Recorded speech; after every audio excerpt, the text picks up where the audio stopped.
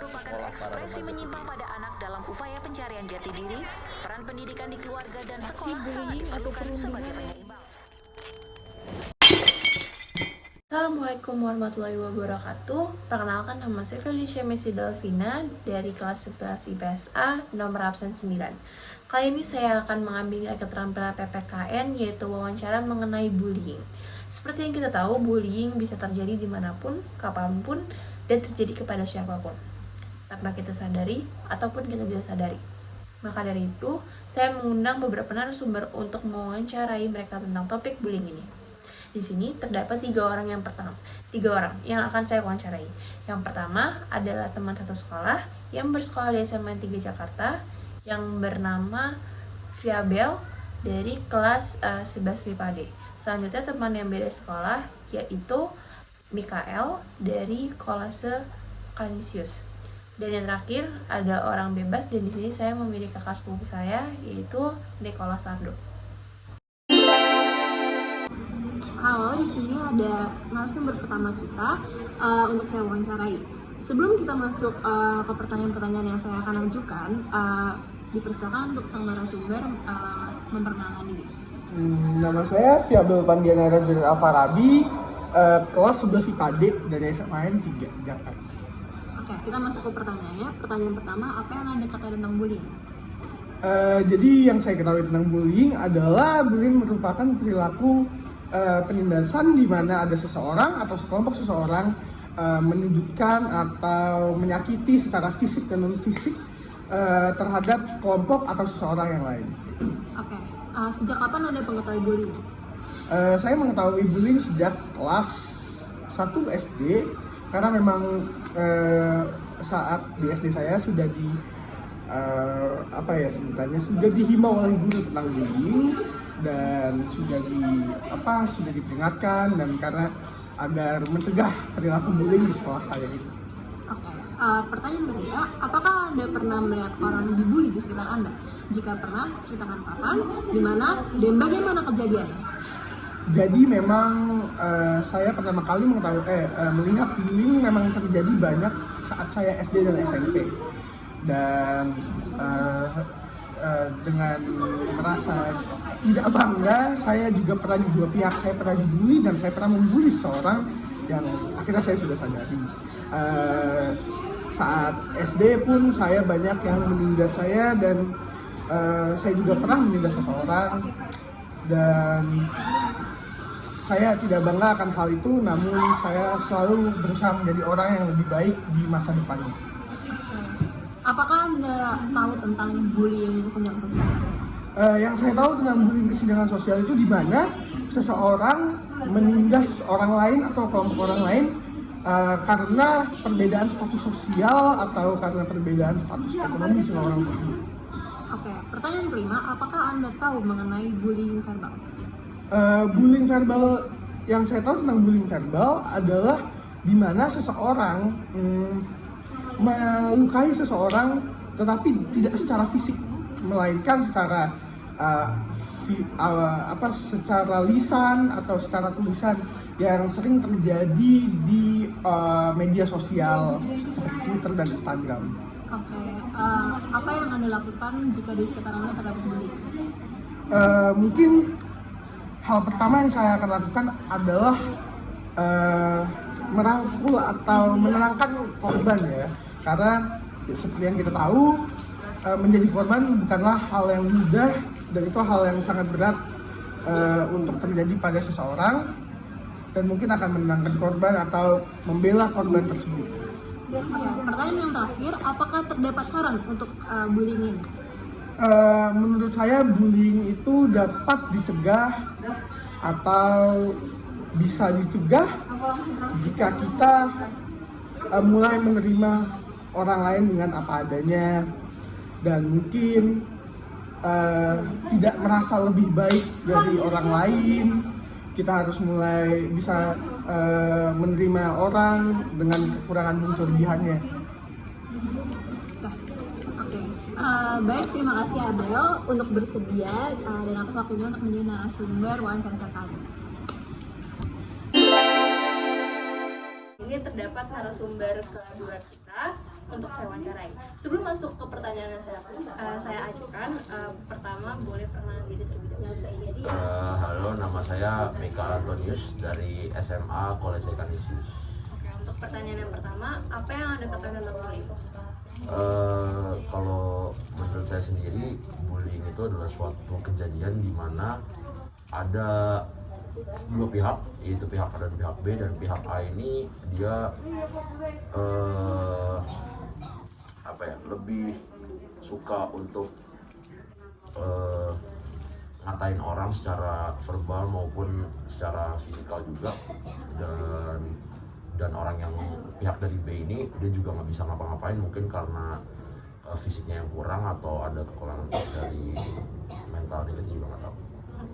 Pertanyaan yang kedua, sejak kapan Anda mengetahui bullying dan bagaimana Anda mengetahui bullying tersebut? Saya tahu bullying itu sebenarnya dari saya kecil ya. Saya juga tahunya tuh karena dari orang tua saya. Orang tua saya bilang tuh kalau misalkan ada salah satu orang yang dibully atau dikata-katain secara berlebihan, itu ya saya disuruh tindak lanjutin ya, kayak membela si pihak yang dibully itu. Pertanyaan ketiga, apakah Anda pernah melihat orang dibully di sekitar Anda? Jika pernah, ceritakan kapan, di mana, dan bagaimana kejadiannya? Saya waktu itu lihat bullying sebenarnya nggak terlalu sering, tapi sekalinya saya ngeliat tuh waktu itu di sekolah saya. Jadi saya lagi jalan, tiba-tiba saya lihat ada salah satu anak kelas 10, dia lagi dimintain duitnya secara paksa oleh kelas 12-nya. Paling begitu sih. Ya, saya ngelihat peristiwa itu ya saya juga kira menindaklanjuti dan membantu anak kelas 10 tersebut. Untuk pertanyaan keempat, apakah Anda tahu tentang bullying kesenjangan sosial? Sebenarnya saya nggak terlalu memahami materi itu, cuman yang saya pahamin sedikit itu kalau bullying kesenjangan sosial tadi ya, itu tuh dimana ya orang-orang yang tingkat atas atau yang biasa disebut elit itu suka menindas yang tingkat bawah. Kayak gitu doang sih. Oke, pertanyaan yang kelima, apakah Anda tahu mengenai bullying verbal? Ya sebenarnya sama kayak yang bullying kesenjangan sosial tadi, saya nggak terlalu paham materinya, cuman berdasarkan logika aja. Kalau verbal itu kan yang berdasarkan dari mulut ya, jadi bullying verbal itu ya bullying berdasarkan dari pembicaraan antara dua pihak, dan salah satu pihaknya ini mungkin ngatain fisik atau ngatain materialnya si salah satu pihaknya gitu. Oke, untuk pertanyaan yang keenam, apa yang Anda lakukan jika di sekitar Anda terdapat bullying? Ya seperti yang tadi saya bilang ya, karena mungkin dari kecil saya udah diajarkan sama orang tua saya untuk menindaklanjuti atau membantu orang yang dikucilkan ini, jadi ya tentu akan membantu. Oke, apakah terdapat saran untuk kasus bullying? Paling ya saran saya ya lebih mungkin tindak lanjutin aja sama yang lebih tahu masalahnya gitu, karena menurut saya orang yang suka ngebully itu ya cuma orang-orang yang gini doang dengan pencapaian kita sendiri. Jadi paling kalau kalian benar-benar mau nge-stop bullying itu ya udah kalian tindak lanjutin ke yang lebih tahu dan kalian tetap menjadi diri sendiri aja gitu. Oke, baik, terima kasih Mikael sudah menjadi narasumber saya. Sekian wawancara saya kali ini. Oke, di sini kita terdapat narasumber ketiga. Sebelum pertanyaan saya lontarkan, saya izinkan untuk memperkenalkan diri terlebih dahulu. Halo, nama saya Niko Sardo Pramudya. Saya di sini sebagai narasumber. Oke, masuk ke pertanyaan pertama. Apa yang Anda ketahui tentang bullying? Bullying adalah perilaku penindasan yang dilakukan oleh seseorang atau sekelompok orang. Itu bisa terjadi secara fisik maupun verbal. Oke, pertanyaan yang kedua. Sejak kapan Anda mengetahui bullying dan bagaimana Anda mengetahui bullying tersebut? Saya mengetahuinya sejak SMP mungkin ya. Dan tahunya ya karena terjadi di sekitar saya. Oke, untuk pertanyaan yang ketiga, apakah Anda pernah melihat orang dibully di sekitar Anda? Jika pernah, ceritakan kapan, di mana, dan bagaimana kejadiannya? Pernah. Itu kejadiannya setelah saya masih di SMP. Dan kejadiannya itu karena anak tersebut ya tidak berlaku sesuai norma yang ada di sekolah, dan itu juga mungkin alasan teman-teman saya membuli anak tersebut. Oke. Sebelumnya apakah Anda tahu tentang kesenjangan bullying, kesenjangan sosial? Tahu. Oke. Apakah itu? Itu ketika ada orang yang mempunyai lebih banyak harta dan menindas orang yang di bawahnya. Baik. Lalu selanjutnya, apakah Anda tahu mengenai bullying verbal? Tidak. Kenapa jawabnya? Aku tahu anjing. Makanya pelajari dulu skripnya. Aku nggak tahu anjing. Ah elah, orang Sophia. Banyak banget. Oke, pertanyaan yang kelima, apakah Anda tahu mengenai bullying verbal? Ya, tahu. Itu penindasan yang dilakukan oleh seseorang atau kelompok melalui ucapan sehingga dapat menyakiti hati orang tersebut. Oke, selanjutnya pertanyaan yang keenam, apa yang Anda lakukan jika di sekitar Anda terdapat bullying? Yang pertama itu memisahkan korban dan pelaku. Terus yang kedua, ya jangan main hakim sendiri terhadap pelaku. Yang ketiga, ya membawa kedua pihak ke pihak berwajib untuk segera menyelesaikan masalahnya. Oke, pertanyaan terakhir, apakah terdapat saran untuk kasus bullying ini? Ya, ada.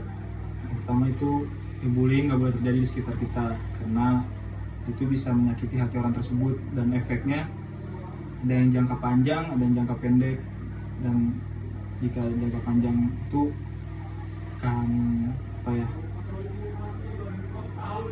kan susah untuk mengobati rasa trauma dari perilaku bully tersebut. Oke, baik. Terima kasih Nicholas Ardo sudah bersedia atas waktunya untuk menjadi narasumber wawancara saya kali ini. Oke, kita masuk kesimpulan. Jadi itu dari beberapa narasumber yang sudah saya wawancarai. Yang pertama dari Abel, yang kedua dari Mikael, lalu yang terakhir ada dari Mas Ardo. Di sini dapat disimpulkan bahwa bullying merupakan perilaku penindas yang dilakukan oleh seorang atau sekelompok orang yang bisa terjadi dimanapun, kapanpun, dan bisa terjadi pada siapapun tanpa kita sadari ataupun kita sadari. Nah, di sini juga terjawab bahwa ada banyak tipe dalam pembulian ini. Pertama ada pembulian verbal yang kita baru tahu, itu adalah pembulian kesenjangan sosial, dan tipe-tipe lainnya yang mungkin saya juga belum tahu. Lalu ada bullying kesenjangan sosial ini didasari oleh faktor ekonomi, di mana yang kaya akan menindas yang lebih kurang mampu. Sedangkan untuk bullying verbal adalah perilaku penindasan mulut-mulut, seperti contohnya dia mengatai orang lain, kamu jerawatan, kamu hitam, kamu kusam, atau semua perkataan-perkataan yang bisa saja berpotensi untuk menyakiti hati orang lain. Itu termasuk bullying verbal. Nah, jadi kebanyakan juga bullying verbal di sini didasari oleh sang pelaku tidak sadar bahwa dia sudah melukai hati orang lain, sehingga pelaku dan society dan lingkungan yang hanya menganggap itu sebagai bahan lelucon atau hanya bercanda, padahal tidak bagi orang yang sudah mendengarnya, tidak bagi orang yang tertuju untuk sebagai korban yang tersakiti hatinya. Lalu di sini kita melihat bahwa tidak semuanya paham dengan apa itu bullying kesenjangan sosial dan bullying verbal. Masih banyak dari mereka belum sadar juga bahwa mereka pernah menjadi pelaku ataupun mereka pernah jadi mungkin korban, dan di sini mereka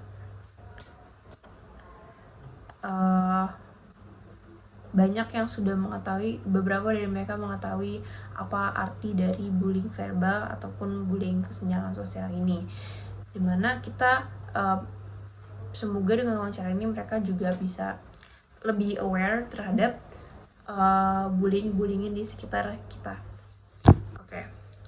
Jadi di sini aku juga dapat jawaban kalau misalnya kita bisa lakuin beberapa hal saat melihat ada kasus bullying. Tapi aku ambil dari kesimpulan dari mereka, yaitu yang pertama kita harus memisahkan antara pelaku dan korban bullying agar sang pembuli tidak melakukan pembulian. Lalu kita harus bertanya sebab sang pelaku dan segera menasihatinya. Yang terakhir kita harus bertanya terhadap korban serta terus mendukung sang korban tersebut. Dan kita masuk ke saran. Lalu saran saya untuk bullying ini, kita sebagai manusia adalah makhluk sosial yang tidak boleh membedakan satu sama lain. Kita masih butuh satu sama lain, gimana kita harus menghargai satu sama lain, dan kita harus berteman dengan siapa saja tanpa melihat latar belakang dari orang tersebut, tanpa membedakan orang tersebut, dan kita harus bersikap baik dan berbudi terhadap siapapun tanpa terkecuali melihat latar belakang dari mereka masing-masing. Nah, lalu kita juga harus gencar mengkampanyekan anti bullying tersebut untuk kita semua agar semakin aware dengan kasus-kasus bullying yang di sekitar kita yang bahkan kita mungkin belum sadari sebelumnya itu sebenarnya bullying. Nah, saran saya kita bisa lebih berani untuk berdiri di sisi korban, lalu menindaklanjuti dan mencegah terjadinya kasus bullying ini agar tidak menjadi suatu budaya, dan kita bisa mulai itu dari diri kita sendiri masing-masing. Itu dia wawancara singkat saya serta pendapat saya mengenai bullying. Semoga Pandino bisa menerima tugas keterampilan saya. Bila ada salah kata mohon dimaafkan. Terima kasih telah menyimak dari awal hingga akhir video. Wassalamualaikum warahmatullahi wabarakatuh. Saya Felicia Messi Delvina dari Sulawesi PSA, pamit undur diri.